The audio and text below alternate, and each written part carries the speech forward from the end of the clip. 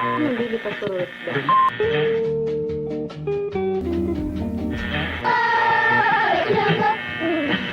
a mixed population of over 200,000.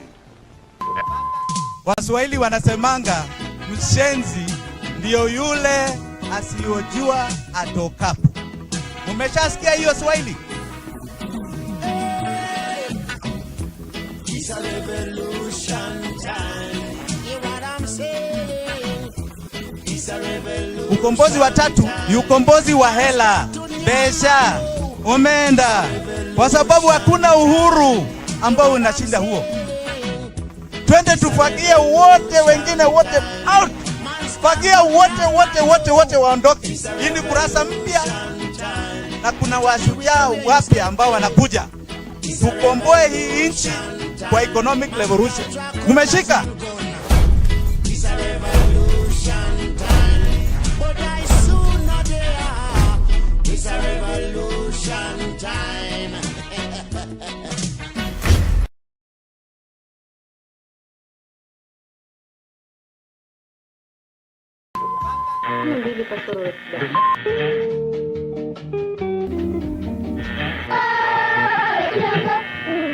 It has a mixed population of over 200,000. Waswahili wanasemanga mshenzi ndio yule asiyojua atokapo. Umeshasikia hiyo Swahili? It's a revolution time. Hear what I'm saying? It's a revolution. Ukombozi wa tatu ni ukombozi wa hela, pesa, umeenda. Kwa sababu hakuna uhuru ambao unashinda huo. Twende tufagie wote, wengine wote out. Fagia wote waondoke. Hii ni kurasa mpya na kuna washujaa wapya ambao wanakuja. Tukomboe hii nchi kwa economic revolution. Umeshika?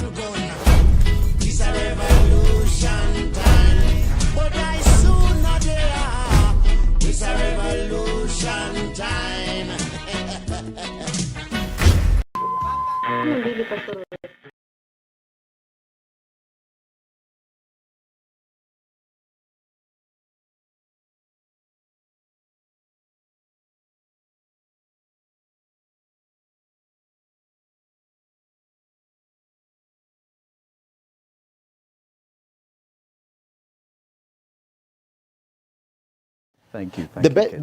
The best way to begin this is to ask you your intentions. Why do you want this NDC stopped?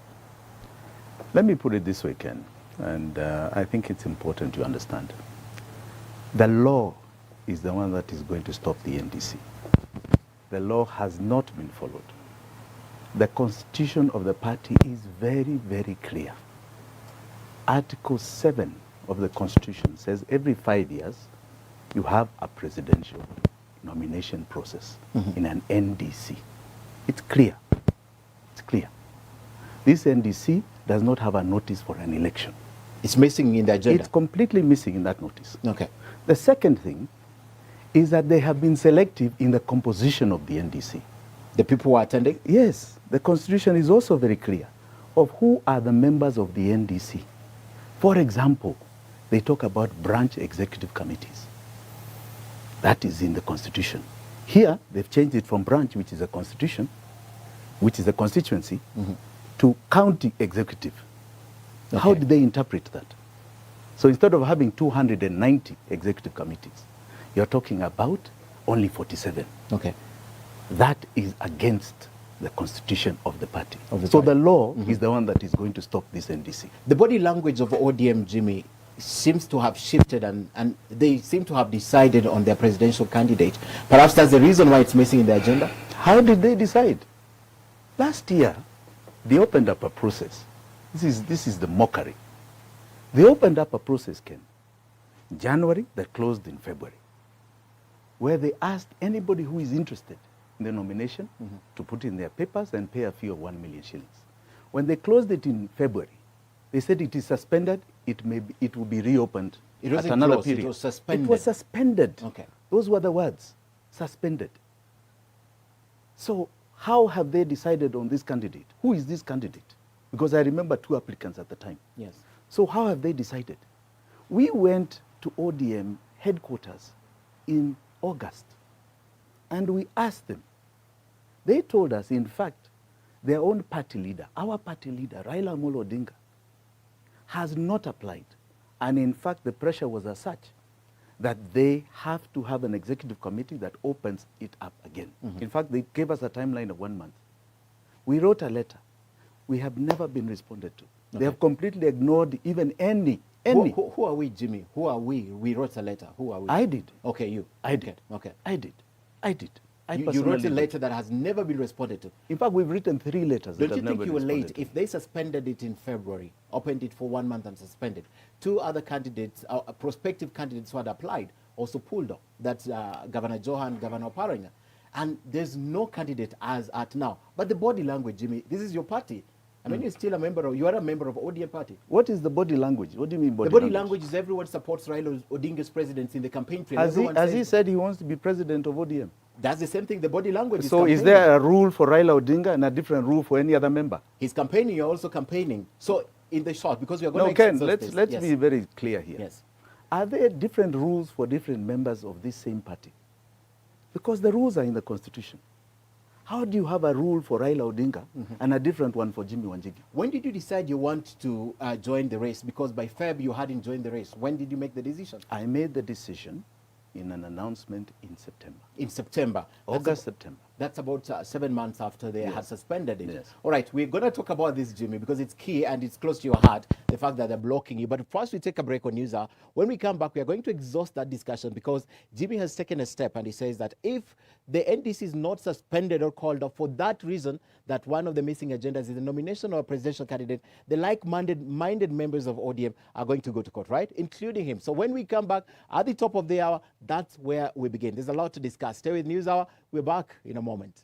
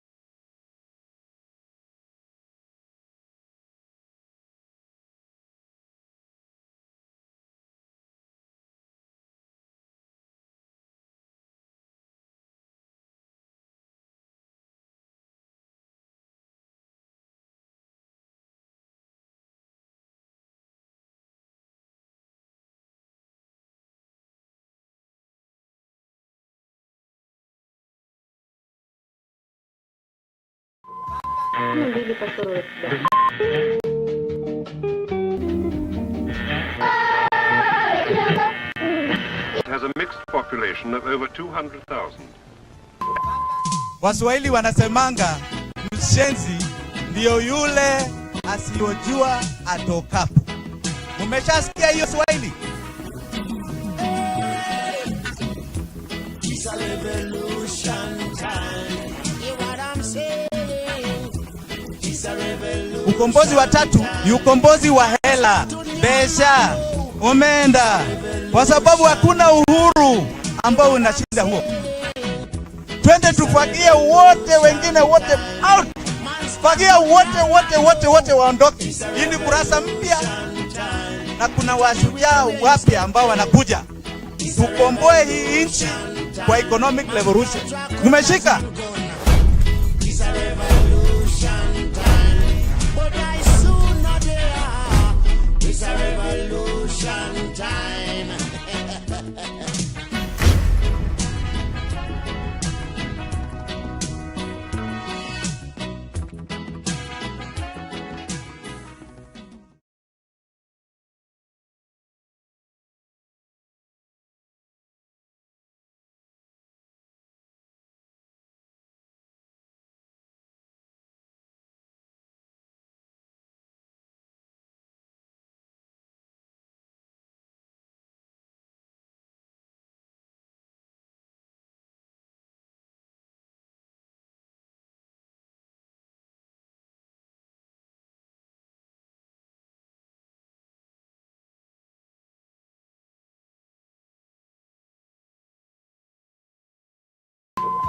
Hindi pa sulit ba?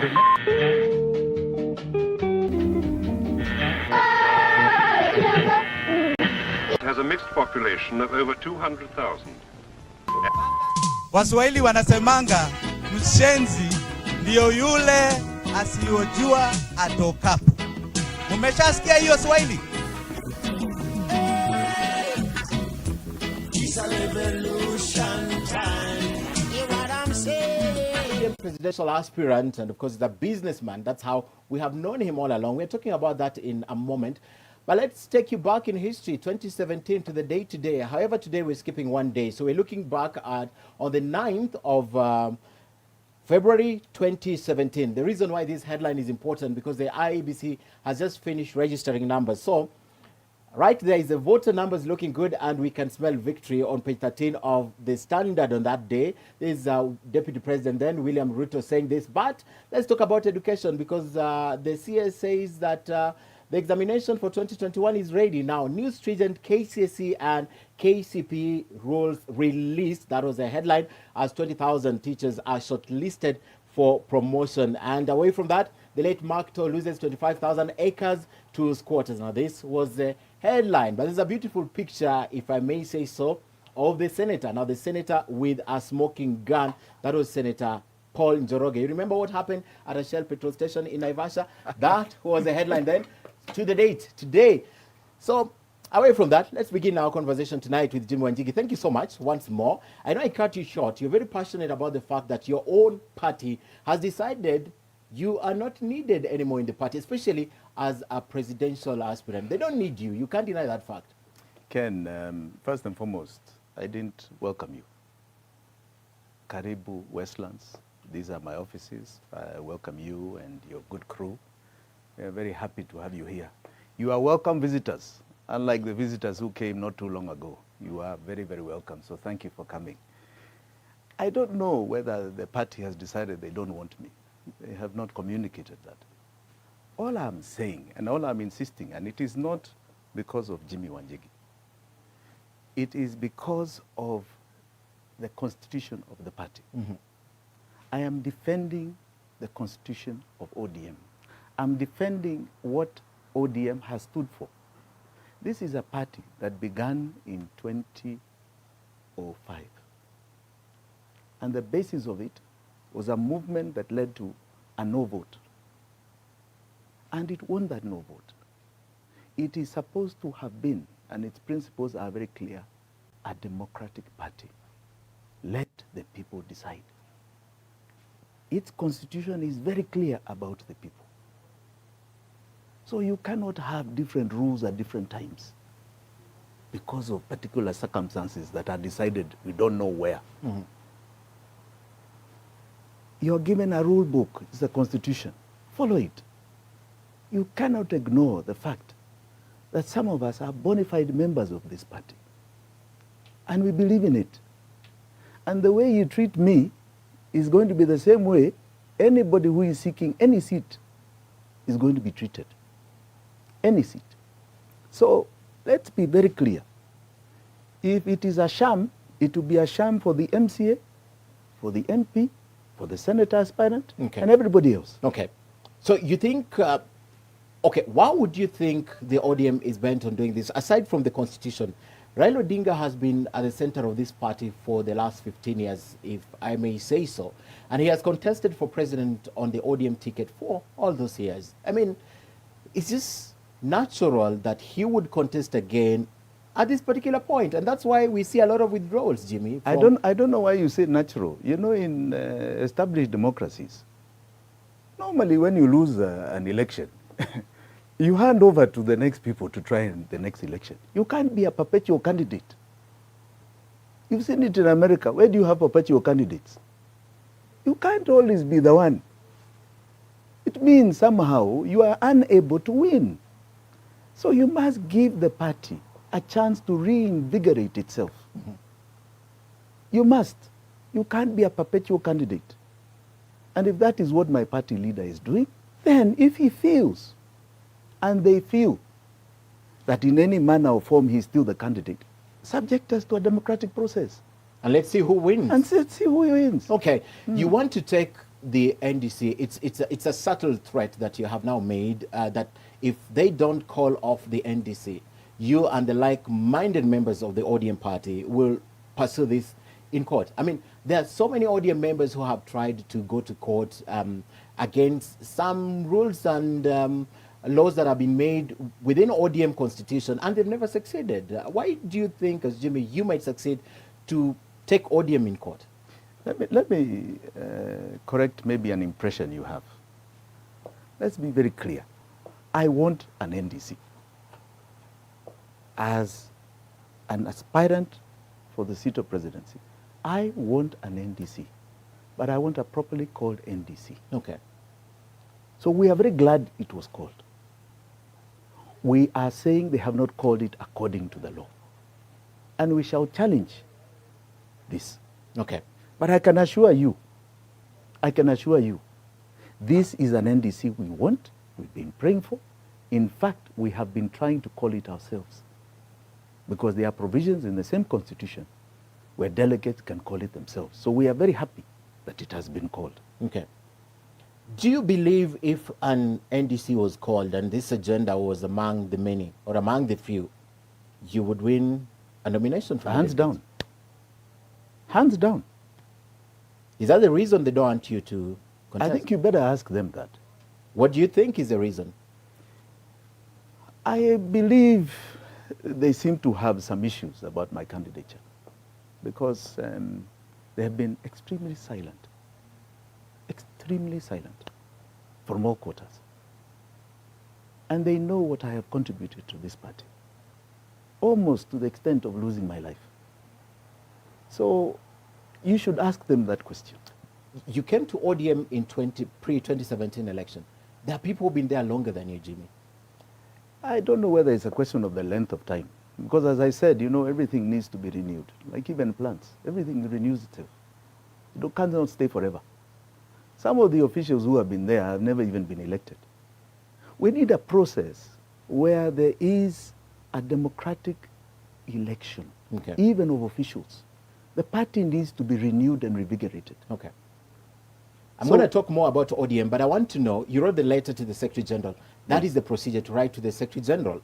However, don't you think the Secretary General makes decisions based on what the party leader wants?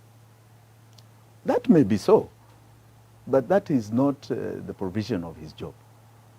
His job is he follows the constitution of the party. Have you spoken to the party leader about this? No, I haven't. I have not. You were personal friends with Raila Odinga. I can give you some history, and I'll give you some history. When Raila Odinga went and shook Uhuru Kenyatta's hand, March 9th, 2018, he did so without involving some of us who have been the length and breadth of the campaign of 2017. I have said it on other platforms. He did so without involving his generals. Just the day before, March 8th, he called Honorable Senator Orengo and myself to his office to ask. I got sworn in at Uhuru Park at the end of January. We've now waited a month. What do we do? And we agreed a direction. That direction was quite radical. It was a direction that meant we are now, and I was very clear on March 8th, you have been sworn in, you now must go and take your office. And we slated a date called March 27th as the date we shall march to State House to give the people's president his office. We agreed on March 8th on a direction towards that cause. I was shocked, just like everybody else, that the next day he went to shake hands with Uhuru Kenyatta. When he did so, I said it seems like a surrender. Because that surrender, he did not go with terms or rules of engagement. He went so kivyake himself. He went so without his generals. And I said, hallelujah, that is a surrender, but look at the cost. Look at the cost. When did you learn he's going to do the handshake? I did not know until that day. You saw it on I TV saw it like on TV everyone like else. everybody else. Then it means you're not close, very close to the I'm telling core you, of just the ODM. day before, we were 3 of us in a meeting. And that meeting was for 3 to 4 hours, discussing our next moves. So you can tell me about closeness. And the next day he shook President Uhuru's Yes, hands without the three of you knowing? Without, Senator Orengo was in that meeting, myself and him. We're only 3 of us in the meeting. Okay. So I did not know. Okay. Senator Orengo did not know. So I do not know what you mean about closeness. We were close, and very close. Okay. I'm going to come back to ODM, but I want to talk about something you have mentioned, that you are life member of the party, you're loyal to the party to an extent that you almost lost your life. You're talking about events that took place after the election. There was also an event that took place right here on the 17th of this month. And among the several issues that we have seen going on, you being blocked, the highway and all, why all of a sudden is Jimmy Wanjigi in the headlines for all these reasons that we've never known you before? Ken, you know, your guess is as good as mine. In 2017, I think it was very clear, because that episode happened soon after the Supreme Court ruling. And I must say, and I reported it, there were certain individuals that came to me to threaten my life. They came. Before I was ready in my house, there are certain government officials that came to my home to tell me now my life is at threat. I said, I was not even on the ballot. Why is my life at threat? Mm-hmm. They said, you are the machine of NASA. That's And why this, they were after and you. this, yes, and this machine must be uprooted. You are the machine. So you either back off or your life is at threat. 2 weeks after that threat, and I'm telling you, they came to my home. So there are people I know. I even wrote a statement to the police. 2 weeks after that, they were raiding my home. Raiding my home. So when you receive a threat from people who are in government on your life, I don't think it is a wild imagination. They came, raided, and God was with us. 3 days, they did not find me, and I was in that home. That was the hand of God. But let us even go further. January 2018, I was a quarter-page advert in an obituary in the Nation newspaper. That is what you call a death promise. That's what Mossad does to Hamas. It is a well-known international fact. You appear and you will disappear thereafter if you appear on an obituary. It is known in this world. So I got a death promise, January.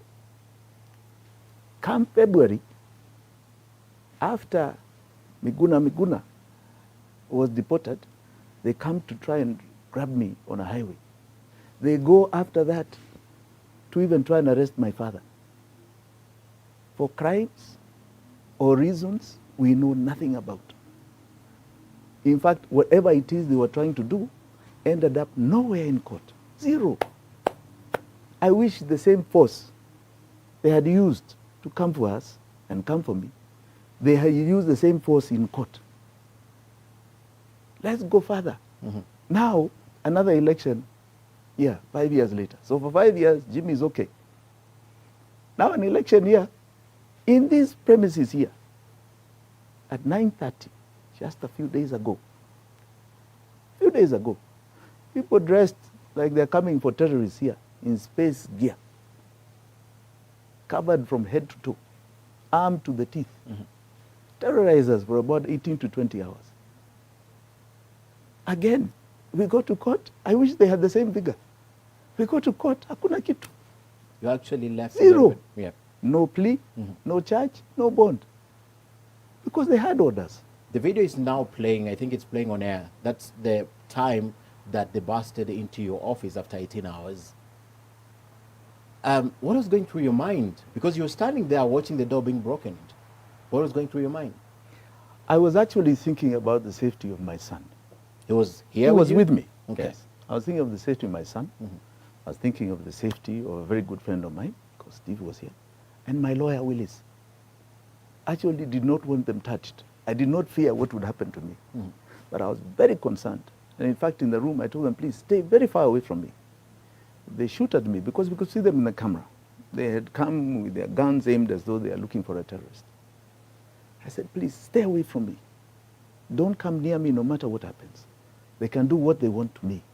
But please, I don't want to imagine that anybody has touched any of you. So, Jimmy, what is the reason why this has been happening to you? On top of your mind, why is it that suddenly there's a lot of this happening in your life? It's never happened before. You know, we have been in the arena of politics, business politics, for a long, long time. From the Moi era, we have been in this. We were in it during Kibaki's period. This is the only time under the regime of Uhuru Kenyatta that I have faced this. Okay. It's the only time. And I can tell you, I was part and parcel, if not very crucial, to the government of Uhuru to being formed. I'm going to talk about that. But before I talk about that, do you think it's the president behind all this, Jimmy? I doubt anybody has the courage to come for me without his authority. You think the president could authorize for people to come and invade your premises, invade your house, pick you from the road and pick you from your offices? You think the president is behind this? I can assure you of one thing. I've been in this sphere of power. None of that would have happened without his knowledge. Have you spoken to the president since this incident? No. Why? He's your friend. You were instrumental to him coming to power. In 2013, we actually heard that the power agreement was crafted in this building. You have his phone call on speed dial. That is true. Yes. We had a difference of policy all the way back in 2014. By 2015, we were miles apart. You see, I had one mantra, and it is true. A lot of what was crafted of Uhuru was done here, in this office, and in my home. Okay. So I can clearly say, and I'm sure they will not deny this, that the government of Uhuru would not have been formed without me. Now, we had one mantra, because the issue at stake was ICC and the unity of Kenyans. That if Kenyans save you in the People's Court and save this country vis-a-vis unity, you will save the nation. Okay. You will rescue the country. You will make sure that poverty is something we don't talk about. But within a year, I could clearly see that the policies that were being churned out were going to impoverish Kenyans.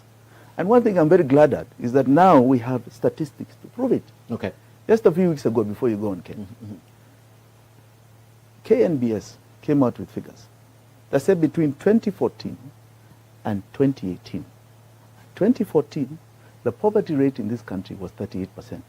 That is what Kibaki handed over to this government. By 2018, the poverty rate was 53%.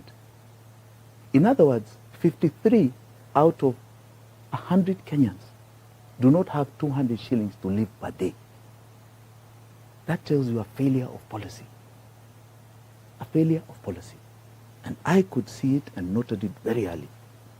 And I said, I cannot be part of this because history We judge everyone. Yes. However, you gave President Uhuru Kenyatta the deputy and you gave the deputy the president. Correct. Looking back, do you regret that decision? No, no, not at all.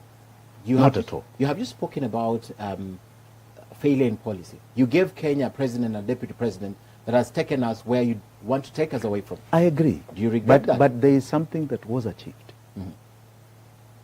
We had unity in Kenya. There was unity. If you recall 2007, for the first time we had massive bloodshed in this nation.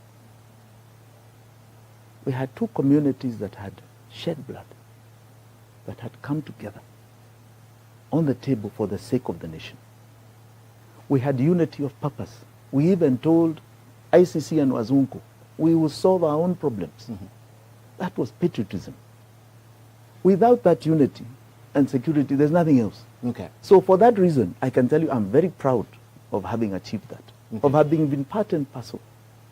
Because what would Kenya have been without that? So I'm very, very proud to have been part and parcel of that. Very, very proud. in 2013, you were instrumental in bringing that government together. Yes. Yet in 2014, you say in 2012, right into 2013, you say in 2014 you had difference in policy, so you couldn't be party to it. Well, that policy that you have spoken about, you see where it is. So after that, that is the time you fell out with the Jubilee government? Yes. In 2014? By 2014, by the end of 2014, we had fallen out on policy. Purely on policy. On policy. It was not personal. Business? No. It was not personal. It was not personal. I could see a lot of the debt, for example, this is among one of the issues that was being taken, was going to impoverish Kenyans. We were clapping at that time about taking debt. Today you know where Kenyans are about debt. They understand the pain. We saw it all the way back in 2014. Why did you speak sooner, Jimmy? I did speak. But you see, what voice did I have? What platform did I have?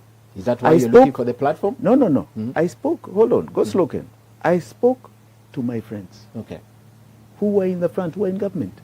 Said, we are making fundamental mistakes here that are going to impoverish Kenyans.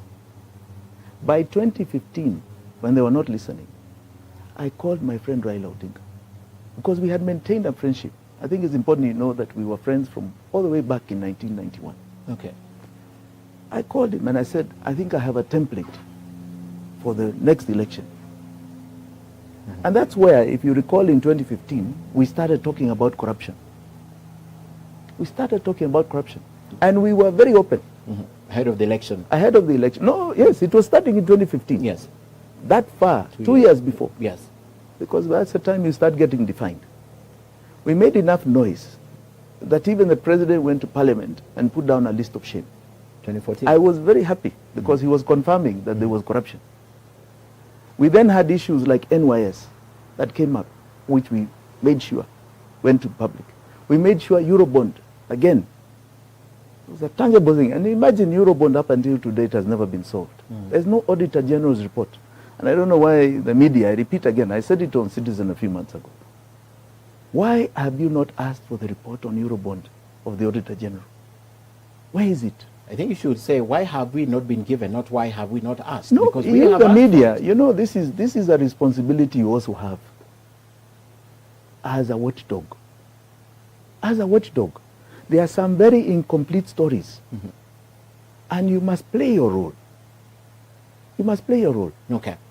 I'll take you back. I think the list went to Parliament, wasn't in 2015. The list that, so a number of inner circle of the president, it went to Parliament before you called Raila in 2015. It was before then. No, it was 2015. It was 2015 after you called Raila. After we called Raila. You called Raila. After we had made various statements, Raila made various statements about corruption. Okay, so it was within that time. Yes. All right, so that was the fallout with the Jubilee government. The fallout with Raila Odinga.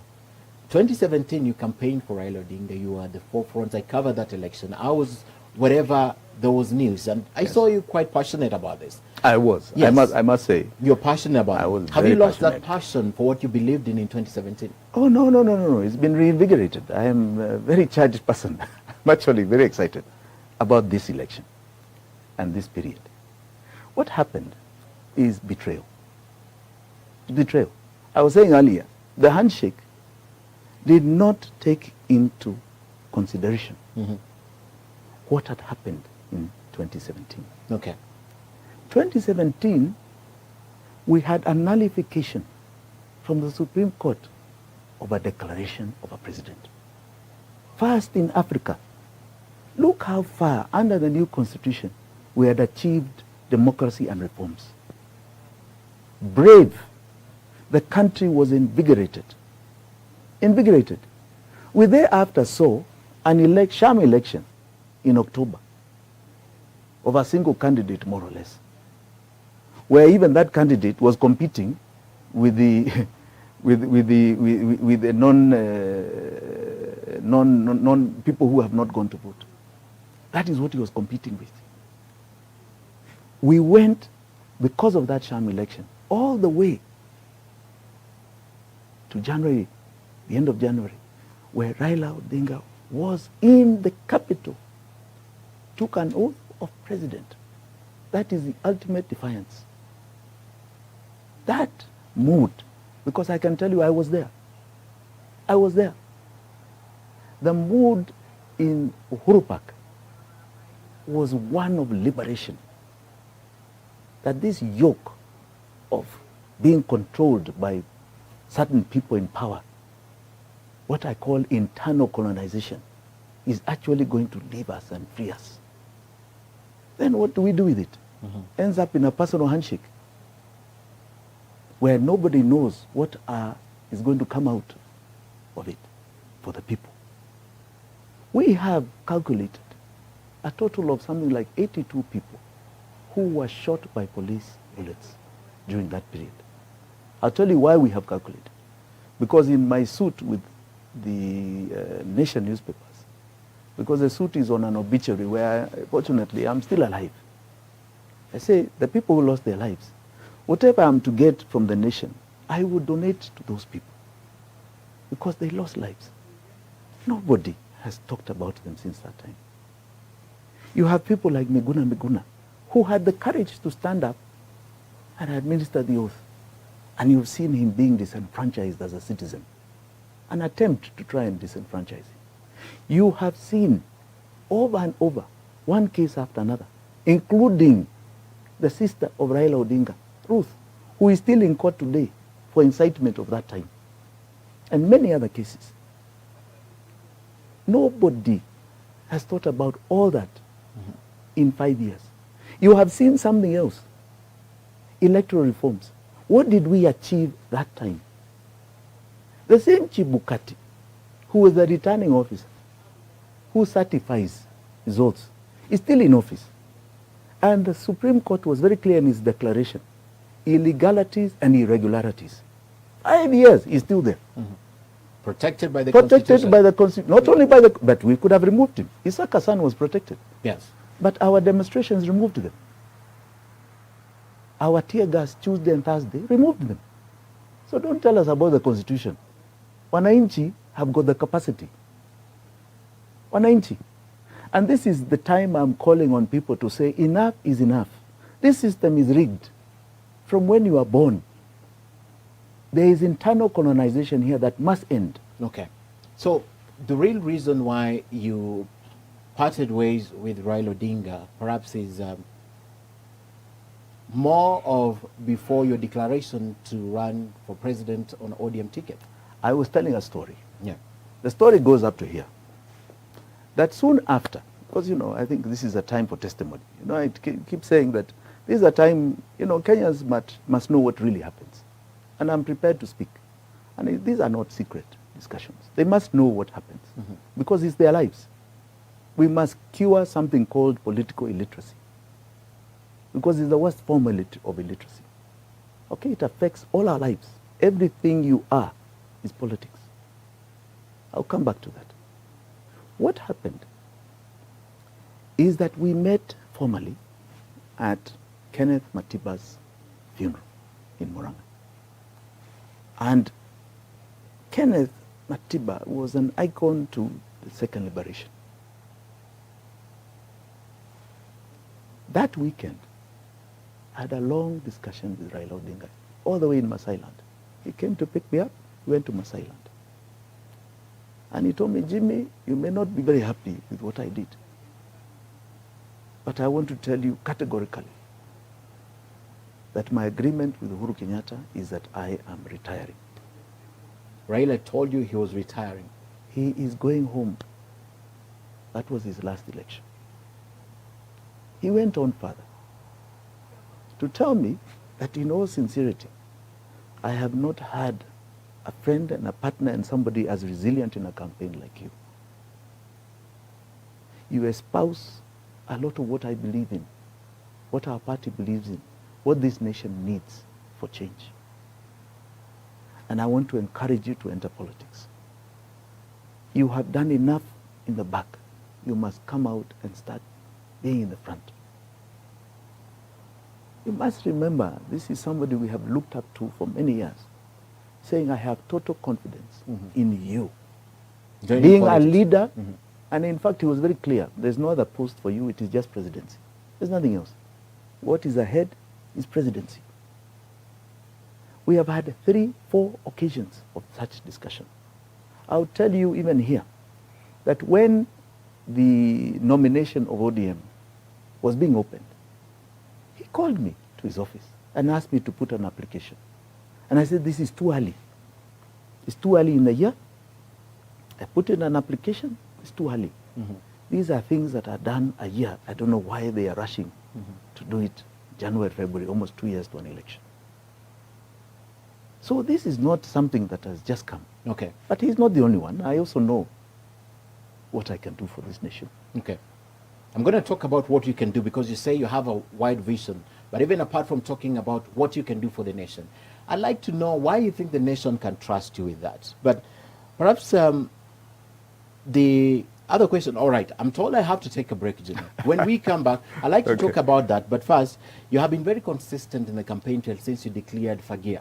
I'd like to talk about that because it looks as though Jimmy has changed the tactics. You have been very ideological on the campaign trail, but suddenly you keep any campaign the last few days that I've seen you. You mentioned 2 families. I'd like to know why is it that suddenly Jimmy talks about families as opposed to what you have been talking about long enough. All right, so we take a break on News Hour.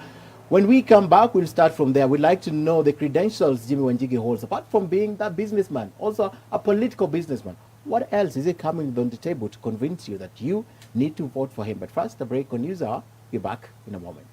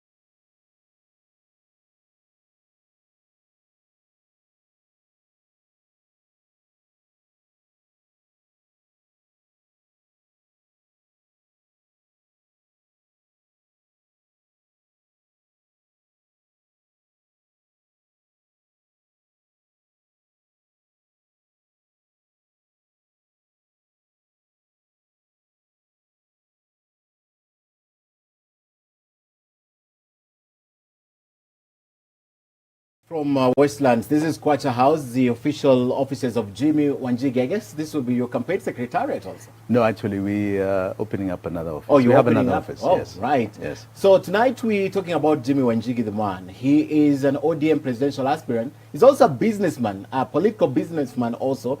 Instrumental in crafting 2013. 2017, he was behind Raila Odinga, and he has admitted that he really worked hard for Raila Odinga. And Jimmy Wanjigi now feels like politics is very lucrative business for him, and he's throwing his heart in the ring. He wants to be your president. I know you want me to ask what he's bringing to the table, apart from having this vast knowledge in business. So what is he bringing as a politician? But Jimmy, a lot of sentiments out there are that you have actually been setting stage to leave. The fact that you're insisting that ODM must follow the constitution. You want to run on ODM. I spoke earlier about the body language of ODM members, and they seem to be shifting and held on Raila as their presidential candidate. So the argument is, you technically, the way you stopped when you had supported Uhuru Kenyatta and William Ruto, 2017 Raila Odinga, you want to leave. You just want to leave. You're just giving people reasons to leave because you declined to include this agenda in the NDC. What do you mean reasons to leave? If they are not following the constitution, I'm not the one who made that constitution. Follow the constitution.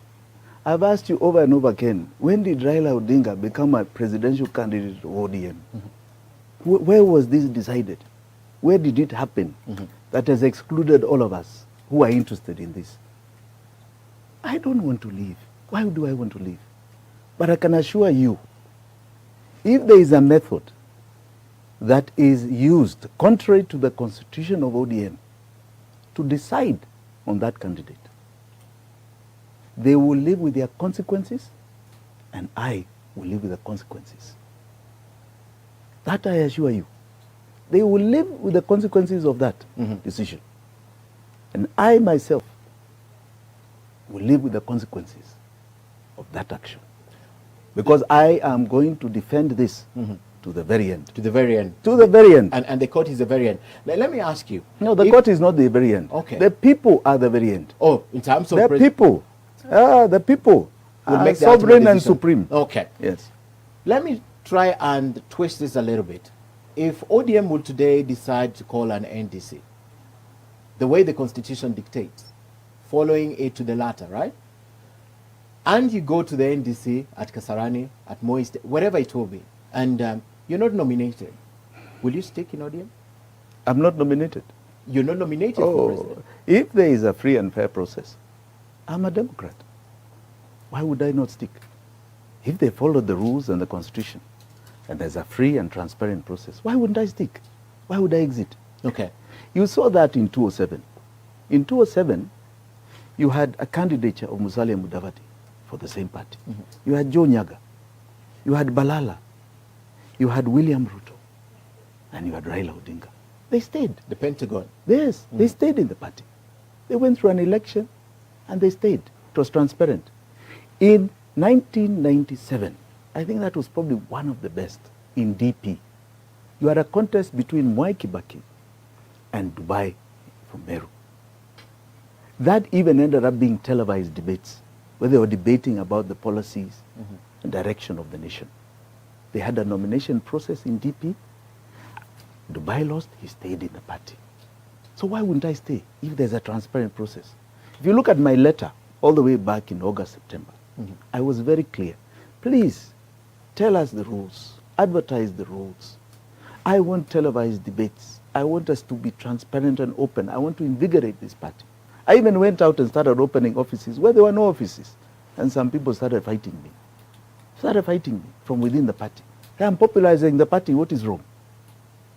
Why would I leave? I'm investing. I've invested throughout.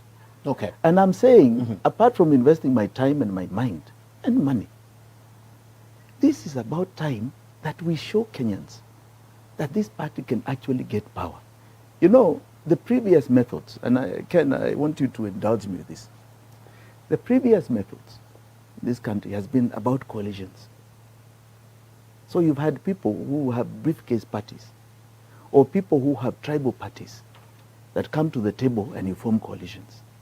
My view was always that for proper democracy in Kenya, we need to transcend those barriers.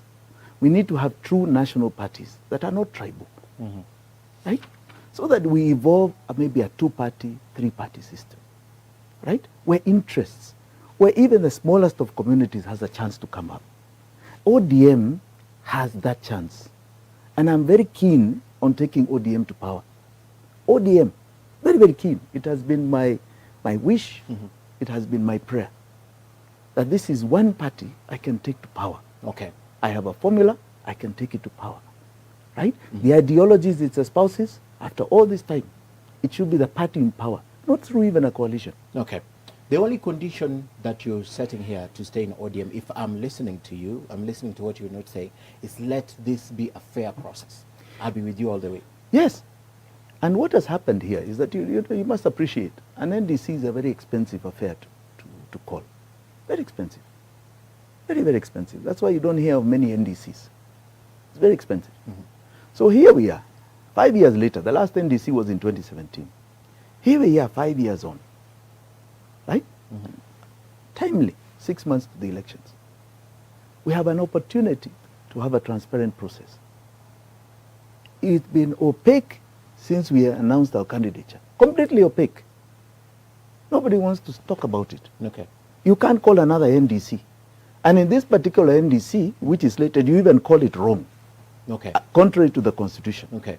They say party iko na wenyewe, Jimmy. Ah. Party has honor. Nani huyu? You've just been there for 5 years, Jimmy. Who are these people? You've been there for 5 years. The people have been there longer. So it doesn't matter, as You I said can't claim earlier. a bigger stake than the people been there Who longer. told you? Is it investment of time or quality investment? Please. Everything The point, constant. and who is this wenyewe?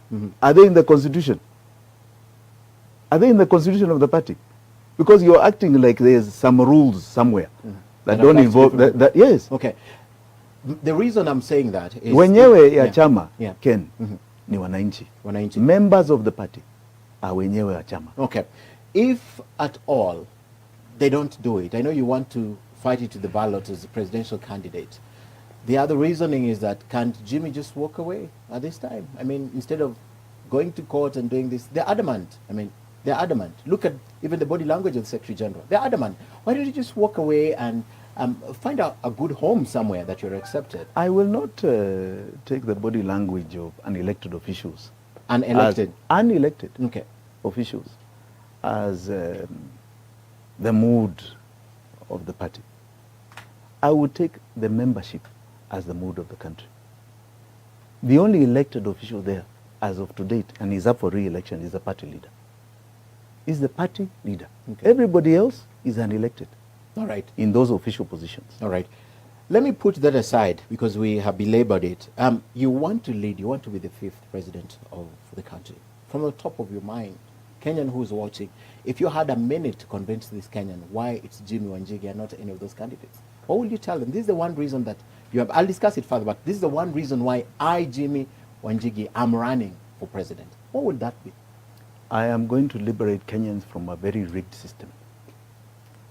I come from Murang'a, and we have a saying in Kikuyu land called Itweka. Itweka is a break from one generation to another. A complete break. We have had 60 years of what you call internal colonization. Internal colonization. The system is rigged from the time a Kenyan is born to the time they die. That is why even today you have an apathetic populace to this electoral cycle. It's liberation. It's liberation. It's liberation. And I have defined that liberation primarily on an economic platform. Okay. But it is deeper than that. Okay, I'm going to come back to that. I want to take you back to the founding president, Mzee Jomo Kenyatta, because of the negotiations during the colonial period. Prime Minister, he became president, followed by the late Daniel Toroitich arap Moi. Also served for president for 24 years. He had his roots in politics, followed by Mwai Kibaki, roots in politics all the way from Moi's time, all the way to the time he became president. Followed by President Uhuru Kenyatta, attempted first in 2002, right? And then he had to wait for 13 years. I mean, everyone has their roots firmly in politics before they declare and they win the elections. In other words, they have earned their stripes. They can show Kenyans that I have a very consistent political history. And politics and business, they're intertwined, but politics is a little bit different. So you don't have that history of politics. Nowhere. Jimmy Wanjigi, businessman. No politics. I'll call it power broker.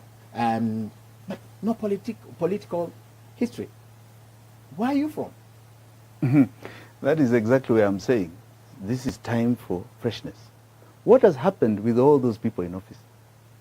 It's the same rigged system I'm talking about. 60 years. 60 years from 60 years. 1963? Yes, we're Okay. now 60 years.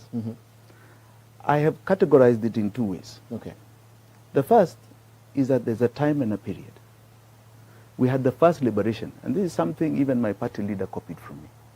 We had the first liberation, 62 to 92, which was the independence period of liberation. You had the second liberation from 92 all the way now to 2022. Yeah. 30 years again. That is 30 years, which climaxed with a new constitution and us knowing our rights. Implementation has been the challenge. Now we are going through another period. So whatever has happened in the past, the third liberation. the third liberation, Okay. and the third liberation cannot carry people of the second or the first. I'll give you an example. Okay. Jaramogi was a hero of the first liberation. Jaramogi Odinga. 62, 92. Yes. He tried in 92 to be a hero of the second liberation, the first multi-party election we had in Kenya, after many people were detained and had problems of that internal colonization. What was he in that election? Number 4. Number 4 in that election. He could not get into the next liberation. Had Jaramogi said the liberators of this second liberation are the people who got detained, who had suffered, who had been in the forefront. The James Orengos. The James Orengos, the Raila Odinga, yes. the Kenneth The Tugu Matibas. Manyari, yes. The Kenneth Matibas. Had he said, for example, that Kenneth Matiba, where Shikana na Raila, my son, okay, that is the ticket that will go forward in 1992. Kenya would have had a very different history. Because I can assure you, Moi would not have succeeded in that election. But because of trying to move from one liberation to another, we had another 10 years of Moi. Another 10 years. That it took us to rebel, okay, in Mageuzi. By the way, I think people like James Orengo should tell you my role in Mageuzi, which ended up in IPPG that made sure that Moi could not stand again after 1997. Yeah. Okay? Now, it took us to keep fighting to exit Moi from the stage and bring about a modicum of a removal of internal colonization. Okay. Right? History would have been different. We are now at that period again, where a big lie is being told. And it's a very big lie. That somehow or another, my friend Raila Odinga can succeed Can go to the third to the liberation. third liberation. It is a big lie. He But they say cannot. This is his biggest No, challenge. he cannot. Who told you that? He won in 2017. Supreme Court said it was an illegal election. He won in 2017. Because you don't steal what you have. Said there were stolen votes. And I don't know whether you remember the ruling. They refused to open the server. Minor care case. Refused to open the server. And I can tell you what was most dramatic is Form 34B, which is the polling station of the president, the constituency. Of the 290 forms that were submitted by IEBC to be looked at by all of us, those 290 forms, 84 of those forms did not have security features, watermark feature, that you put up like the currency, our 1,000 shillings or 100 shilling note, and you see something when you, with light. They had no security. They had no security features. On those forms were 5.4 million votes that had to be wiped out. So where were those forms created? It was a sham election. Raila Odinga won the election of 2017. That was his election. And he had for the very first time an institution called Supreme Court which said, validated a rigging. Okay. We had an opportunity at that time. And he chose, as I said, to say he's retiring. And I can only say he did so because I believe he wanted peace. Okay? And we got it. This is not his election. Another lie is being told. And if we get this wrong, we are going to live with this plague. What do you mean if we get it wrong in terms of electing? You see someone the tragedy? Yeah. The tragedy is this. I said that's one part, liberation. This is the third liberation. The next is that we have been dominated by the very families you're talking about. You asked me an earlier question. Yes. Why have I changed my Fagia? Yes. I am still Fagia when I talk about those two families. Those two families, namely Kenyatta and Odinga, have been on every single presidential ballot since independence. 60 years. The first one, Jomo Kenyatta. The next presidential election was in 1992. You had Jaramogi Odinga. The next one, 1997, you had Raila. The next one, 2002, you had Uhuru Kenyatta. The next one, 2007, you had Raila. The next one, 2013, you had Raila and Uhuru. The next one, no, 2013. Yeah, then you had 2017, the same. Okay. Today, we can see they're even in one ballot. In one ballot. No, President Uhuru is No, they're in one ballot. No. Si wanasema wako Azimio sijui nini. I mean, they're in one ballot against all of us. Please. Please. What do you mean against all of us? Yes, You're in please. ODM. I think enough is enough. You are in ODM. No, How no, do you no. mean against Yes, all of I us? am very clear. Yes. My party leader, this is not his time. It is not his time. Give us a break. There are many Kenyans who can get seats. Why don't you let And Kenyans they to have decide? ideas. Because you- No, you're gonna be on the ballot. at Kisimama. No, that's the point. Yes. I am saying, give us the platform to get this seat, this presidential ticket Okay. of ODM. Okay. Don't lock us out. Don't act like we don't exist. There will be consequences. And very serious consequences. I am very clear here. Right? Kenyans need to be freed. It is an Itweka moment. Okay. The families, aside from apart from the fact that there are these families, Kenyatta and Odinga family for 60 years, I mean, no one has stopped any other Kenyan from getting in between them. It's the same domination. It's called internal colonization. You think it's by accident? It's by design. Okay. When I tell you that it is rigged, I am telling you, see, umesema nimekuwa hapo. You said I have been there. So call me the insurgent. You know, revolutions come from different ways. They come from outside and they also come from inside. From the inside. I am the insurgent. All right. So I want to flip this argument, Jimmy. If we have to make an argument about families having been in, two families having dominated the politics, there's an argument also that two ethnic communities have dominated this politics for quite a while. It is not so the that same argument thing. locks you out. That is not the same thing at all. How is it not? It is not. It Okay, is not. explain to me how it it's is. not. It is not the same thing, because anywhere in the world, right? Politics is local. It is local. It is local. So local means numbers. It is not the same thing. So long as numbers and let can us support- let us also be very clear, right? In fact, 3 communities have dominated political space, not 2, 3. Okay, don't exclude Luo Nyanza as dominating politics here. They have. Politics is local. It is numbers. It is numbers. It is cause. It is Vitendo. Kindly. And there's a history to this. The 2 communities that were in the forefront of independence of Kenya were Mount Kenya region and Ziwa Victoria. They were. The 3rd community that you're saying has dominated politics were actually viewed, even at independence, as collaborators of the Mzungu. They were built by the Mzungu. So there is a reason why there's been that makeup.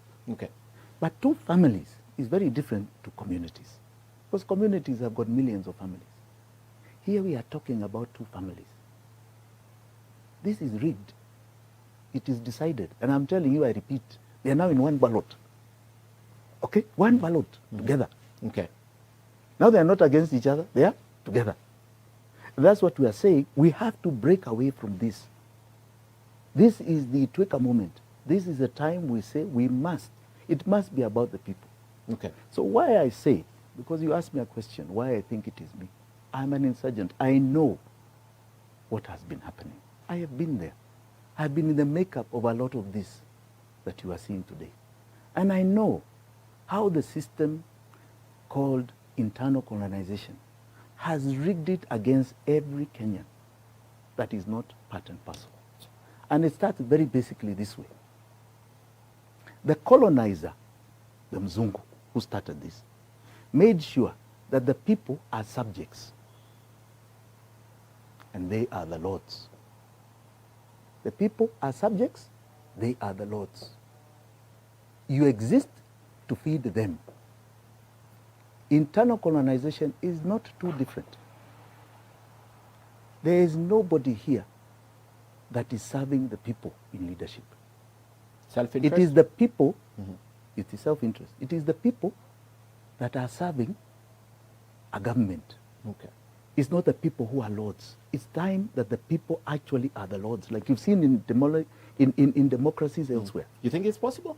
Oh, yes. Very possible. Oh, yes. So you mean you can be the third horse? Are you the Trojan horse? No, I like the way you say that. Maybe Trojan, maybe, but I would like to talk about these horses that you media have been trying to put out.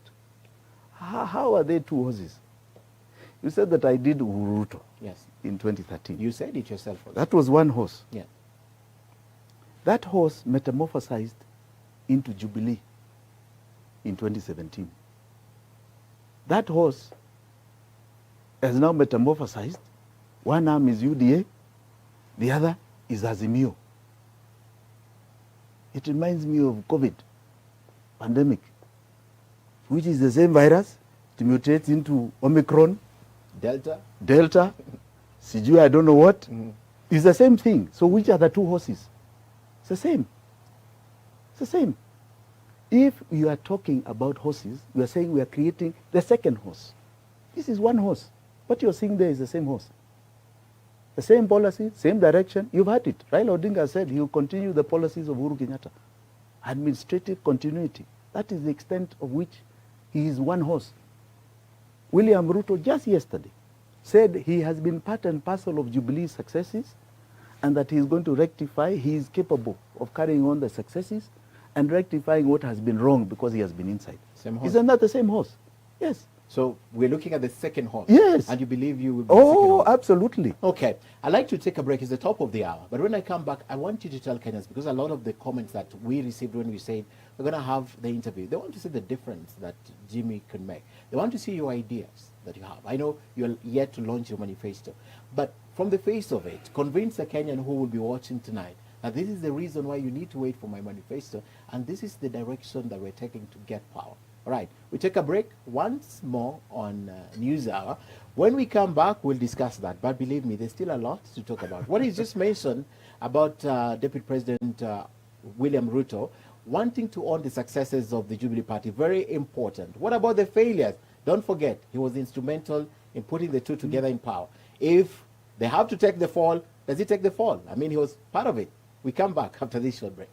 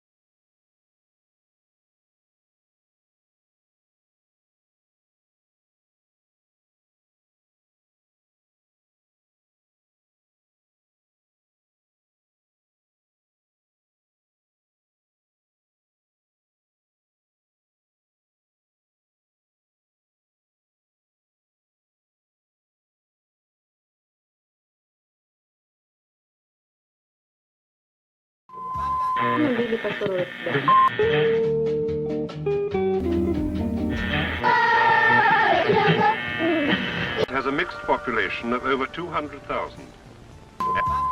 Waswahili wanasemanga mshenzi ndio yule asiyojua atokapo. Umeshasikia hiyo Swahili? It's a revolution time. Hear what I'm saying? It's a revolution. Ukombozi wa tatu ni ukombozi wa hela, pesa, umeenda.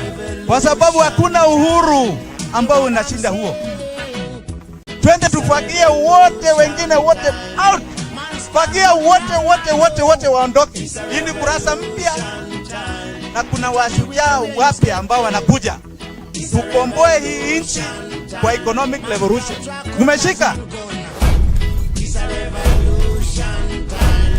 But I soon not there. It's a revolution time.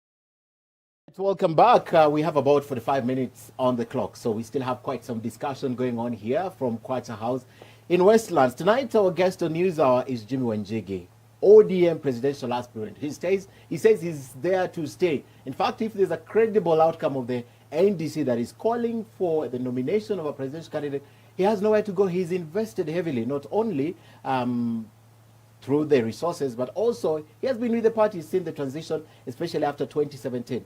Now, we'll also ask him who are his friends. Remember the remark he said, it's one horse race, so there could be a second one, and he could be that second horse.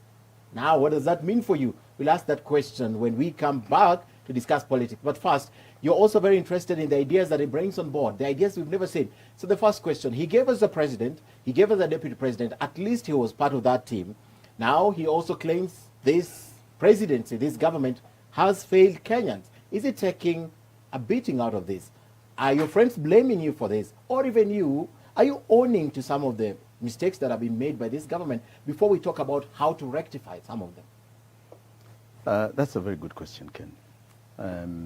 Owning up to Ruto. As I said earlier, I am very proud to have participated in bringing peace, because there's nothing without peace. Now, I left any association with them when we disagreed on policy. So I don't believe I am responsible for any of the wrong policies, because I, thereafter, went to make sure that what they were doing wrong, the Kenyans have a voice, and that's the voice we did our best to give Raila Odinga. Mm-hmm. You had a plan. Oh, absolutely. But the plan ended with a plan to win the election, not how to manage the country. No, that's not true. I think we had one of the best manifestos Kenyans have ever seen in 2013. Okay. It was not implemented. Because if it was implemented, it was implemented with other motives. Okay. And that's where we had disagreed on policy. But I can tell you, there are some good things. I will not deny. Mm-hmm. There are some good things. But at what cost? At what cost? The common because humanity. Sometimes we must come to priorities. At what cost?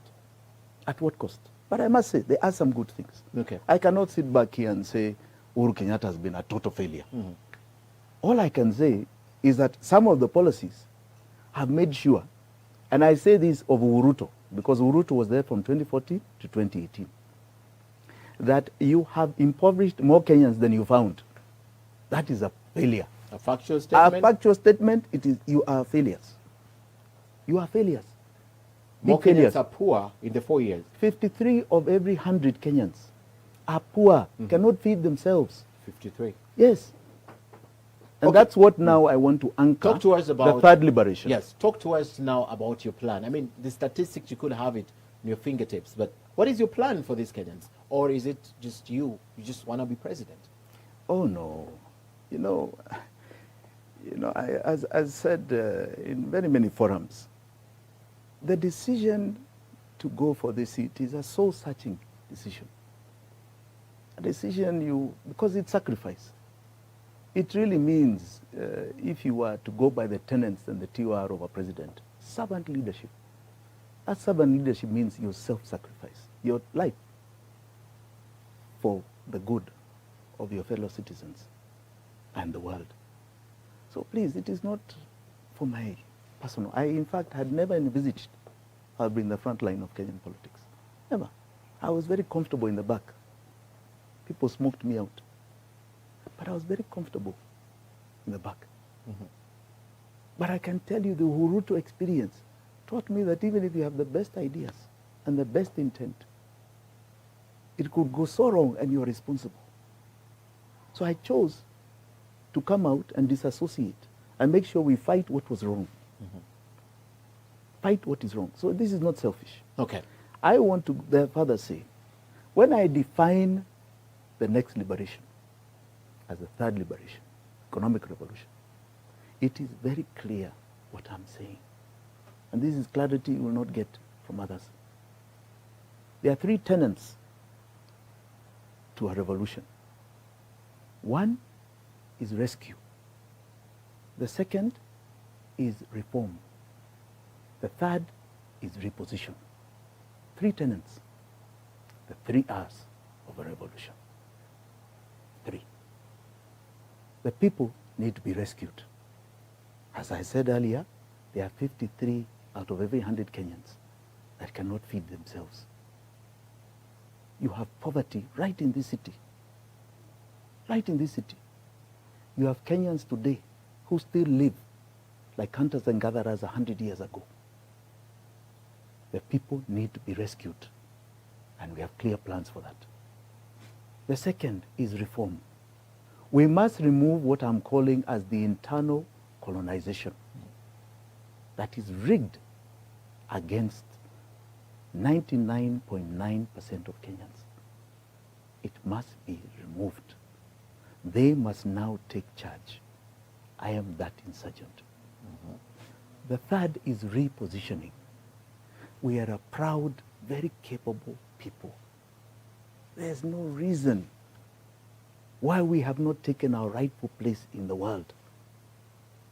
Kenya and Kenyans are amazing in their terms of their capacity. You will not find it in other parts of Africa. In fact, we are the admiration. Yet, we have been unable to take our rightful position in the world. And this is the time that we must understand that we have to get there. We have to do it. And we have to do it with our fellow Africans. Because Africa, for too long, has been made to believe in the world as the bane of all the problems. All the problems. And that branding has come from the colonizers who colonized us over 500 years ago, who have made sure that we keep looking. After they've exploited us all these years, we are still these backward people. But I don't blame them. We ourselves continued that process of colonization. Now is the time to say, first and foremost, let's get our house in order. I, as Jimmy Wanjigi, I'm very clear about how to do it. I have been there. I know. And I would like to see a Kenyan that is very, very proud of being a Kenyan. A Kenyan that is very, very proud of their government. Today, if you ask Kenyans, they're not even proud of their government. That's how sad the situation is. That feels good about living. That smiles no matter what their life is. That does not have stress. Because I think for far too long now, Kenyans are living through a period of stress in Baka they don't even know what life is about anymore. Okay. So I have got a clear plan for that. So let me start with the first. Okay. Rescuing Kenyans. I don't want to talk too much about my manifesto because people copy, but I'll say a few things. You rescue Kenyans by first and foremost returning their feel-good. Their feel-good will be removing stress. The biggest stress we have is economic. The burden. And the burden of the economy. And the next is political illiteracy. People don't understand that's the worst literacy. Political illiteracy is the cost of your rent, of your food, of crime. That is our life every single day. So when I hear young people saying, oh, we don't care about politics, something that happens there, it is the worst illiteracy. It affects everything you do in this country. 100% of your life is siasa. Okay. Now, we must cure that illiteracy. Kenyans must know their country. They must know, and the system must be more transparent. They must have knowledge. We must literally force it down their throats. What is a country? What is their participation? How powerful they are, because they are powerful. They are very powerful. Second is economy. And when we talk about economy, they have certain basics. In this country, you have no database of what a maize farmer produces, but you know what a miller does. Tenets of an economy is data. Land is a resource. Human beings are resources. We must work on those resources so that we know in entirety how to boost those resources. Measure. Not because we want to come and tax them. Not because we want to police them. But because we want to make sure that they are producing and they are living wholesome lives. Okay. Good. So we must work very, very hard to ensure that. Okay. And we have a template For doing that. for doing that. Okay. When we talk about reform, we are clear about the system of internal colonization. The Constitution 2010 is so good in its tenets. It gave people back the power, right up to even devolution. But look at what has been happening. Look at the attempt at BBI. That is how tragic this is. BBI became a subject of leaders. Of leaders, not about the people. So here at the top, we want to create some positions so we can put together a modicum of a coalition. I can offer seats. But, you know, we need the counties. So let's give them, let's offer them something. Okay. And then we need the ward, right? What So are they let's give them getting? 5%. Let's give here county 35, and us here now we eat the chunk. Where are the people in this argument? And the other government, Where are the people? Hakuna wananchi hapo. They've been left out. Okay? So Now, how do you I do want the you to reform? understand this Yeah. conspiracy. Okay. And I want to be very simple. Let us look at 50 million Kenyans. How many leaders are there? If we talk about elected leaders, the legislature, governors, MCAs, they don't pass 2,000. I think you have 1,400 and something MCAs. Let's talk about the National Assembly being another 600. Right? 2,000. You come to the civil service. In terms of leadership, no more than another 2,000. You come to the church, no more than maybe another 2,000. You come to business leaders, such as myself, another maybe 2,000. 8,000 people are in a conspiracy to govern 50 million Kenyans. 8,000 That against is what 50. it is. Okay. And it's important you understand this. Okay? So it becomes how all that is managed. Not the 50 million Kenyans. No one thinks about that. No. Are you And gonna- they are made sure, and 50 million Kenyans, they are made to understand, not to know anything. So there's no political literacy. I'll give you an example. Look at the budget making process. The Constitution is clear, and the PFM law is very clear. What is the budget making process? People must participate. Tell me how many people since 2013 do you know of or have heard of that are participating? Those budgets are passed with Every public year. participation. We don't know whether it is a group that is rokoted here in town, or it's a set group of people that go to some room. Okay? Okay. Where is it advertised? People are not given knowledge. It is gazetted. How many people read gazette notices? It is on the Treasury website. Who reads those things? Who knows it's Who there? knows it's even there? Okay. Where are majority of Kenyans? So I get you. Under the reforms, my concern is, how are you planning to do this? Democratic? Or Absolutely. are you going to dictate how some of these things are going to happen? In terms of what? In terms of these changes you want to make, are you going to be openly democratic about it? Oh, yes. I would definitely carry They the say people with the me. people that surround you are the problem. The people that surrounds power are the problem. It's not the power. That's what they say. Once you're locked in and the whole world is watching you, but you don't know what's happening outside your world that is You know, created by these Ken, people. I think you're not listening to me. Because I have said we are changing a system called internal colonization. Now we are saying the people are in the front. So it is no longer the people that surround a leader Okay. that would surround me. It's the people. I said in Kibungo, for example, that you now have changed an education system to CBC. For all we hear, people are complaining about it. Where was this decision made to change it?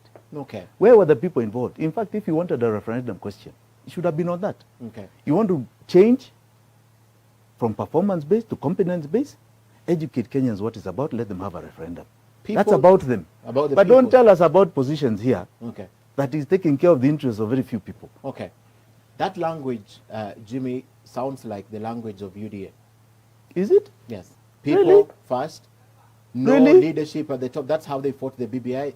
We are not looking at positions. They talk about the hustlers, the people at the forefront. You either share the ideology of UDA or you have been behind the UDA. I am so clear. I don't know why Ken you don't want to understand. do you To agree me, that's the to language me, of UDA? I can assure, no, no. When they say the same hustlers, UDA, yeah. the same UDA cannot explain an economic policy called bottom up. So really, how? So it's- How are we behind? They have never said this is a revolution. I am calling it a revolution. William Ruto, the head of, let me say, the facto head of UDA, yesterday said, I want to continue the policies of Uruto, okay? Where it is good and rectify what was wrong. So he's What owning is it. he saying? Okay. That doesn't sound like clarity about what you are saying. Let them not use mantra, sloganeering, right? And so-called a populist agenda. Don't misconstrue that to be a belief Okay. of ideology. Don't. We do not share the same ideology. We do not. But at least you target the same people. Everybody targets wananchi, Okay. right? I am not only targeting wananchi, I'm talking about a system. Okay. I'm talking about fundamental system that needs to be changed. Okay. Yes. The 3 R's. All right. That leads me to the next, because your manifesto is still out, because you're waiting for, you can't share the details of the manifesto. Anyway, even you wanted, we will not have the time to discuss of your manifesto. But that issue of UDA brings me to something that happened about a fortnight or 3 weeks ago. How did you get to the ANC NDC? Because we saw you leaving. How did you get there? Were you invited? Yes. Musalia is a good friend. And he called me that same week of the NDC and he invited me to the NDC. And I confirmed that I would attend. And you attended? And yeah. I attended. And I was very happy to see him being crowned in his position. I worked very well with him in 2017. If you recall, he was the chairman of our Yeah. campaign. And I must say he did an amazing job. He was very easy to work with. And when I got there, I found that William Ruto had been invited. And I said, well, I don't want to be mistaken, because William Ruto coming meant maybe we'll be put in some box. I am not in any box. I went to celebrate a friend's party and his quest for leadership. So I did that. I congratulated him and I left. You had to leave, yeah. As you can see from there, there is the so-called earthquake became Kenya Kwanza. Had I stayed, I feel very clearly I would now be called Kenya Kwanza. Okay. So I didn't leave kwa ubaya. You just You did know, not there are want some to share people room. who say, oh, you know, Kwani, you're not friends even with William Ruto. Let me be categoric. If, for example, we met, if I had William is coming to a funeral, I would not walk away. Why would I walk away? But this is an event that you had invited, and I didn't know until I got there. And I think somehow I should have been informed That Ruto was going to that come. Ruto was going to come. Maybe it was a last-minute decision. I'm not blaming anybody. But I chose what I felt is a prudent thing to do. Okay. I am in ODM. Please remember. All right. Now that you've said you're in ODM, ODM wasn't invited in that function. Yes, but I as an individual were, because we are personal friends. So I did not want to be mistaken politically. We are personal friends.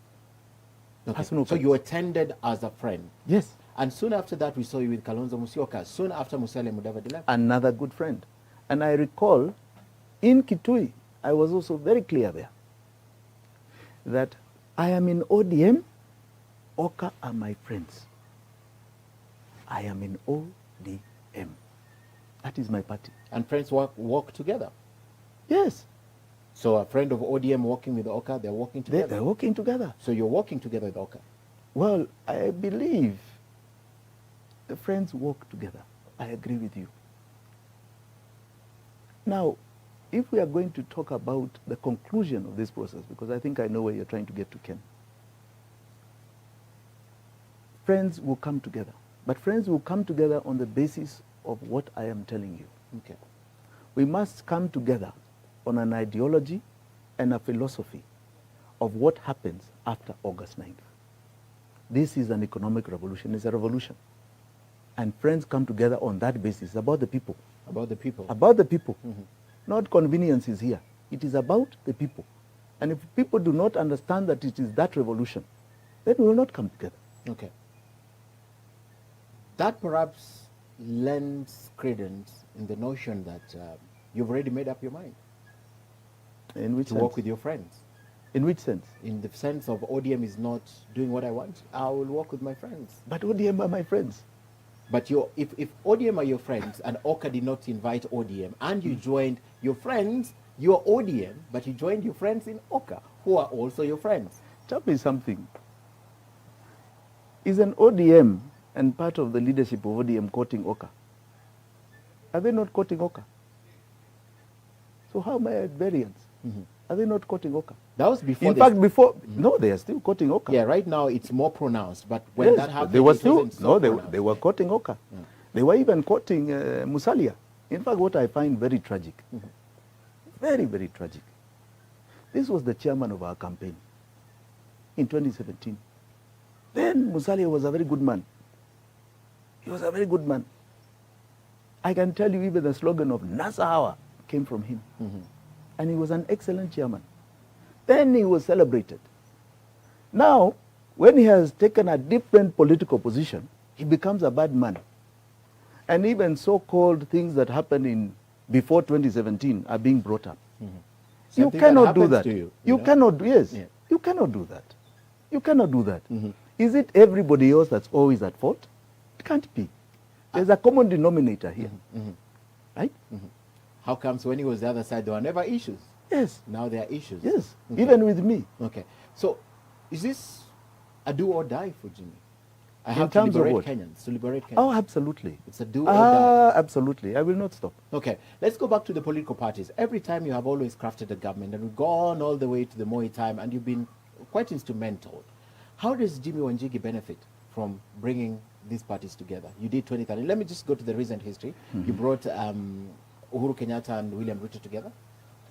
How did Jimmy Wanjigi benefit from that? And what did you want to benefit from that by bringing them together? Was it a political ideology that you believed in? And let's cross over to 2017. He brought all the NASA principles together once more, and you are the forefront. What was the benefit? Why is Jimmy so determined to bring parties together? Okay. I'll tell you, I'll start with 2013.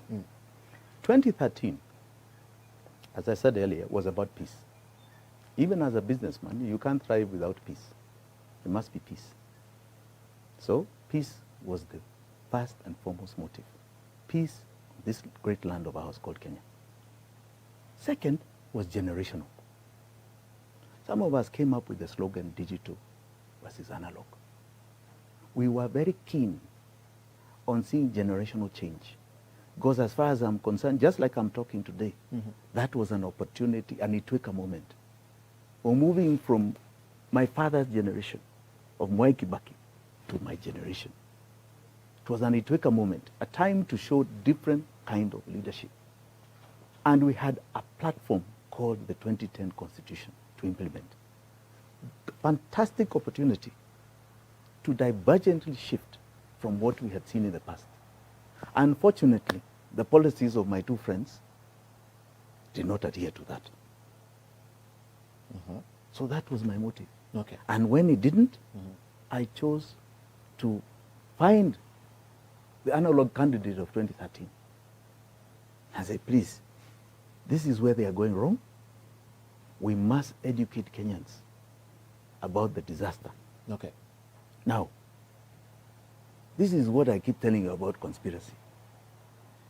We termed Raila Odinga as analog in 2013. And I was part of that. Today, what we are seeing is analog is better than digital. Because the people who were talking analog are now seemingly supporting, who are talking digital are now seemingly supporting analog in Raila Odinga. It's shocking. It's shocking. Very shocking. But even you supported Raila Odinga. Yes, but he had a purpose. The purpose was we need to put people together to destroy, to stop the destruction and the collapse of Kenya. Okay. Because that was what was happening. Do you know what I'll take you to 2017 also, what you get from that, from bringing these parties together. What is not clear that Jimmy Wanjigi will invest time and resources for peace. Jimmy Wanjigi will invest time and resources to see a cohesive Kenya. That's all you wanted. Absolutely. Money, Money. time, You see. energy, almost losing your life, just to see Kenya is peaceful. Oh, kabisa. Kabisa. No, the first stage was peaceful. And a new generation, my generation. So different thinking to what has been happening in the past. Because as a businessman, you thrive when there's peace. And if you have policies that are more up to date, okay, software that is up to date, you benefit. Okay. You see, as a businessman, please understand me. A businessman is about solutions. A businessman thrives when the whole country is thriving. Thriving. When there is a market called Kenyans. Kenyans produce. That is market. When people have money, a businessman thrives. When there's no money, you don't thrive. Okay. So please understand that. Okay. It is incumbent upon me. If there is war, you don't thrive in business. There are few who do. Right? Because they thrive in that arena. I don't.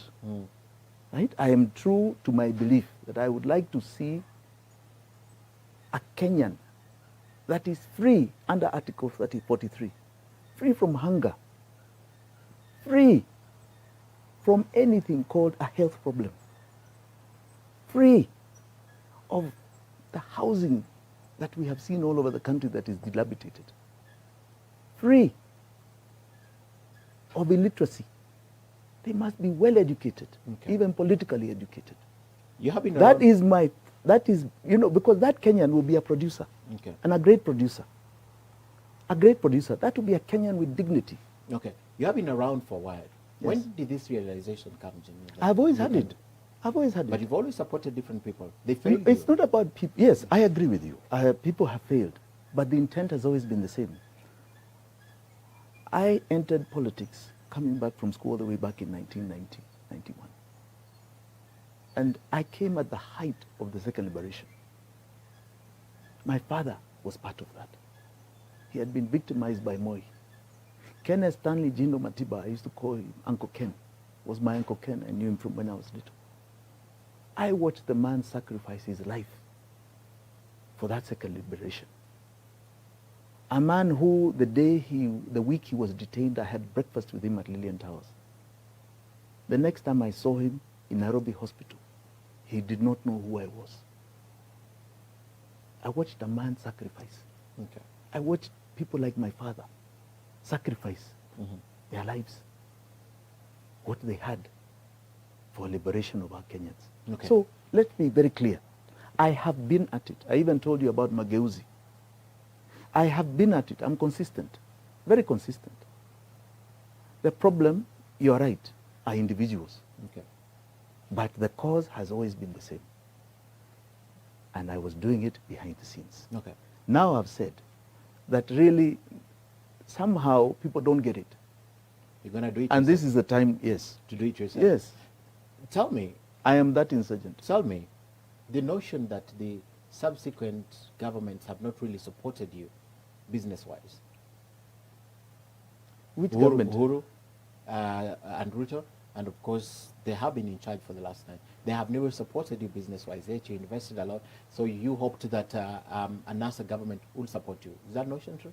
No. In fact, please, I think the only thing I have been transparent about and clear is that I had something to do with SGR, which was a project that climaxed during the coalition government. And I have been clear about the model. The model was private, not public money. Mm-hmm. And I've expressed this and I explained it enough times. Yeah. Is there anything else I sought? No. We had a fallout on just that alone. So it was not business. And I was not interested. In fact, Okay. I was very clear. Mm-hmm. It's not that they didn't invite me to do business. They did. Okay. And I said, no. Two things in politics. You either have to have the people or have the money. Which one do you have? Or do you have both? I believe I have both. You believe you have both. Charity begins at home. Talk to us about Muranga. I have never seen you go back home and ask them for an opportunity to be president. Why? I will go. I have been very deliberate in my campaign. I want to be a national leader that comes from Mount Kenya. In 2017, Muranga did not support NASA. I have a NASA constituency. I have an ODM constituency. I am in ODM. I have chosen to be a national leader before I go home. That is why I'm appealing in ODM for a transparent presidential election. Because I emerge, I will go and popularize, as I was trying to do with opening offices, in all the regions that it did not exist. So it's deliberate. Okay. I want to get away from the stereotype of having a tribal community behind me. Okay. I believe my ideas and my intent for Kenya will sell more than anything else. And my stand, I have stood even against and almost be killed because I was against my own tribal leader in 2017. Yeah, in fact, Yes. you went with ODM, which Yes. was Raila Odinga's. Yes. So to this Kenyan watching here, what have you done for him to consider you? This Kenyan who's watching today, the 42 million, forget about the 8, the 42 million. What have you done for this Kenyan?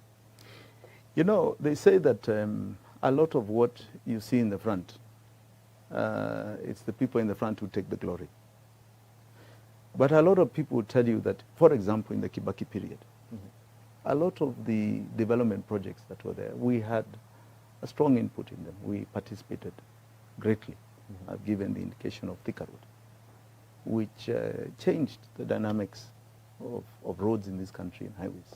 I've told you, and I've said this in the past, about bringing grants of money, changing contractors, bringing Chinese money. Some of us were behind that.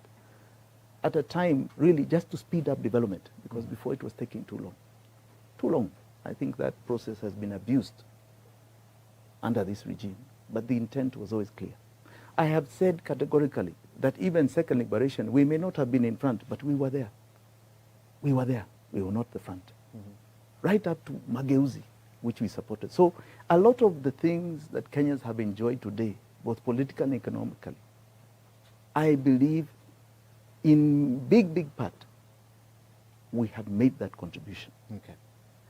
It is not by accident. You asked earlier, why is it Jimmy is raided? Why is it Jimmy seems to? Somehow, there are people who know this. Somewhere people know it. They know it. And they know that what I stand for is true change when I put my mind to it. and they don't want it. Okay. We're going to play the video of the week next, but even as we do that, the other question about Kenyans is, Kenyans would have is, we have seen even the political leaders, they right now they talk about, if you want to see the future, see William Ruto. If you want to see the past, see Raila Odinga or listen to Raila Odinga. So if we want to see the future, we should look at Jubilee Wanjigi. So what is the future? What does it look like for you from where you sit? The future of Kenya? A great Kenya. Kenyans with dignity. Kenyans who, under Article 43 of the Constitution of Kenya, which demands social and economic rights, do not want for anything. Okay. A poverty level that is not 53%, but maybe 3%. A Kenyan that is proud anywhere in the world. A Kenyan that I grew up with. The Kenyan that I grew up with in many big parts did not want for much, did not have, they had everything. A Kenyan that is taking their rightful place in the world. A Kenyan that is not only proud of themselves, but even proud of their government. A Kenyan that has seen what you call social mobility. That this disparity in inequality has been so narrowed that nobody cares who has or who doesn't, seemingly doesn't have. Okay. Do you think the accusations that we see flying around, for example, the land fraud case, are going to diminish your chances? Which case? That went to court. They've claimed that there's land cases that you have. Will they diminish your chances? There are also claims about the Kibaki government, and there are a number of, as you talk about the good, they also talk about the bad that could have happened, and probably. You know, persecutions are persecutions. And I believe they don't diminish, they enhance. Because they create more resolve in me. Okay. Knowing that I am doing the right thing. That's why I'm being persecuted. I like to play the video of the week. I want you to watch it. It's a video we borrowed just from the internet. It's going to be playing next. And describe for me if that, because Kenyans have put a lot of tags on that video, as is a typical politician in Kenya. And if that politician is you, you talk about it. Let's play the video of the week.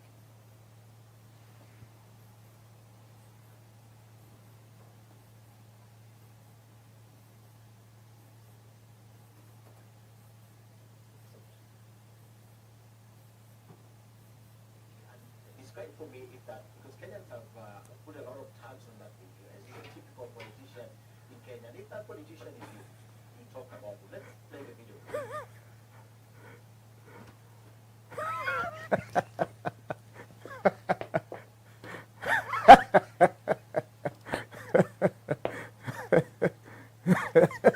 No, it's okay. It's still going on.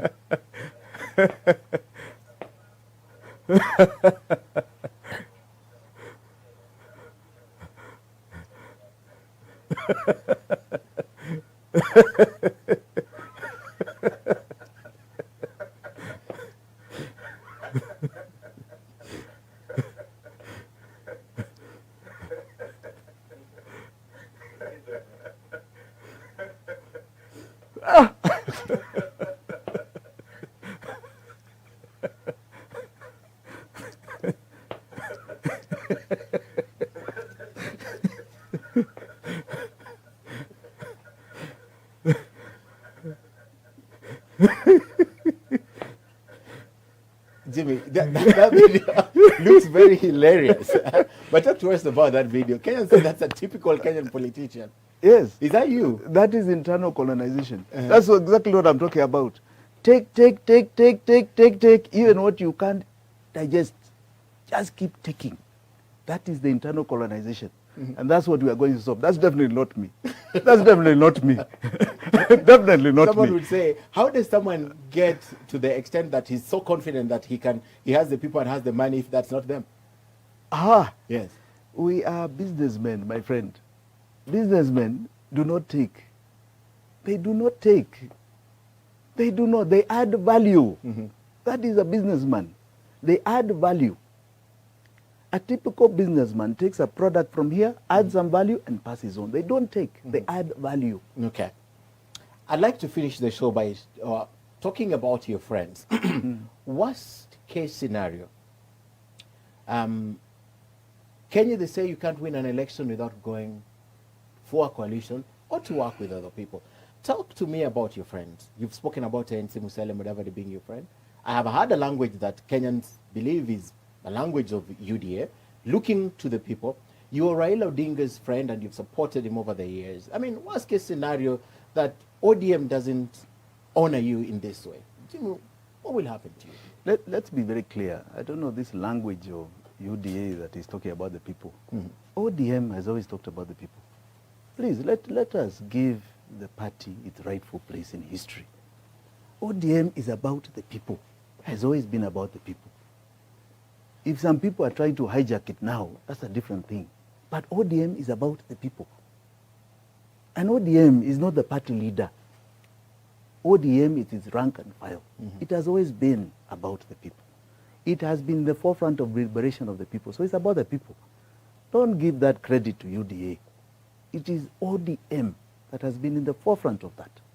That's why we are in it. So please don't say the language of UDA. No, that is the ODM party. I know. Okay. And that is our language. So talk let's about- start from there. Yes. ODM has been able, over the time, to gather a lot of friends. And we will gather a lot of friends because it's about the people. This is too early. Coalitions are finalized 3 months to an election. This is our very early days. Wait.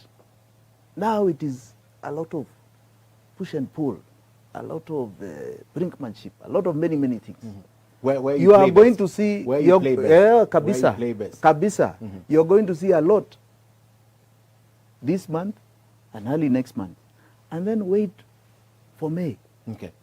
If you look at past coalitions, partnerships, past friends, even Kibaki, when there was torture, it was October to a December election. October to a December election. Uhuruto, which some of us did, was December to a March election, March 4th. Literally just 2 months, 2.5 months. NASA, the single candidate of NASA, was done April, May to an August Election. election. Okay. Gojeni kidogo. Open-minded. You're open-minded, Jimmy. Yes, Very open-minded. kabisa. Lastly, parting shot. Are these people afraid of your political prowess? I mean, you have been around for a while. You know how they create governments. You know how they get the vote. Are they afraid of that? I think you better ask them. What do you think? Why are they harassing you? That you should ask them.